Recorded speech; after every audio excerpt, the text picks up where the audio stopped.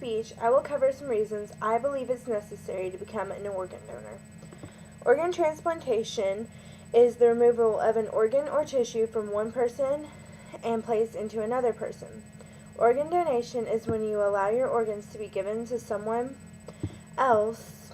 Most donated organs and tissues are donated by people who have already died. There's no age limits to becoming an organ donor, but if you're younger than 18, you have to have a parent or guardian's consent.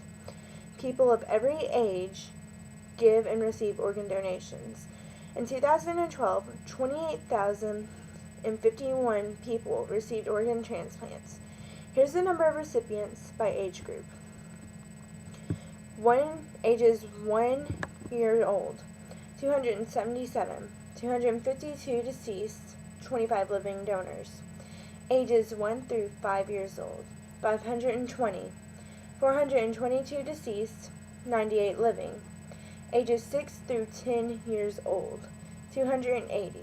220 deceased, 60 living donors. Ages 11 through 17, 695. 539 deceased, 156 living donors. Ages 18 through 34, 3,105. 2010 deceased, 1,095 living donors. Ages 35 through 49, 6,386. 4,809 deceased, 1,577 living donors.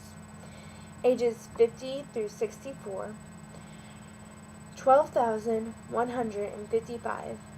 10,096 deceased, 2,059 living donors.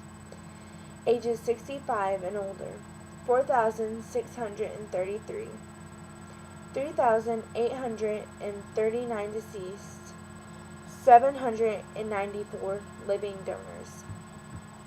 People with certain medical conditions are not allowed to donate, like people with HIV, actively spreading brain cancer, and severe current infections.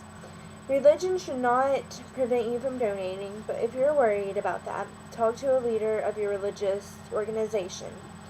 Also, if you're concerned with the cost of donating, know that the donor's family neither pays for or receives payment for the donation. Normally, the recipient's insurance, Medicare, or Medicaid will pay for the surgery. Organ donation will not alter the exterior appearances of your body after the procedure is complete. Organ donors are fully able to have an open casket funeral. Being an organ donor will not change what happens to your body after death in any way.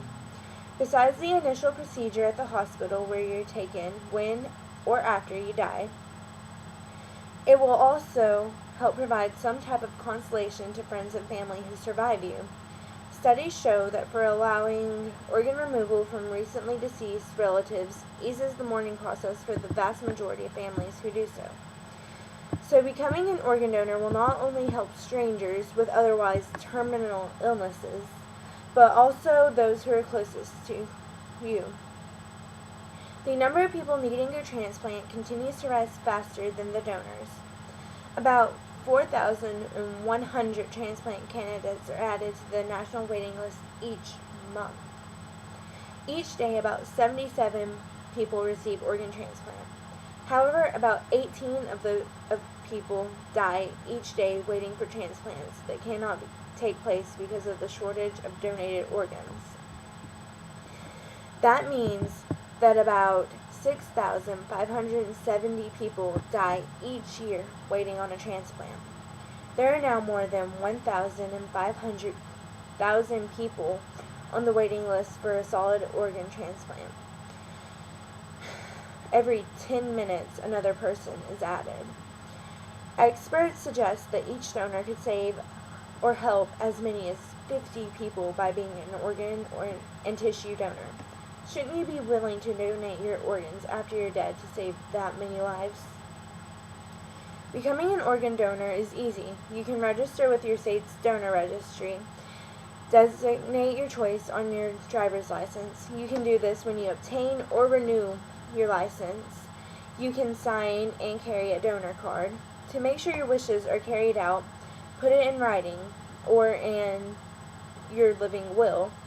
You will also need to make sure to inform your family of this choice because hospitals seek consent from the next of kin before removing organs, although this is usually not required if you're registered with your state's donor registry.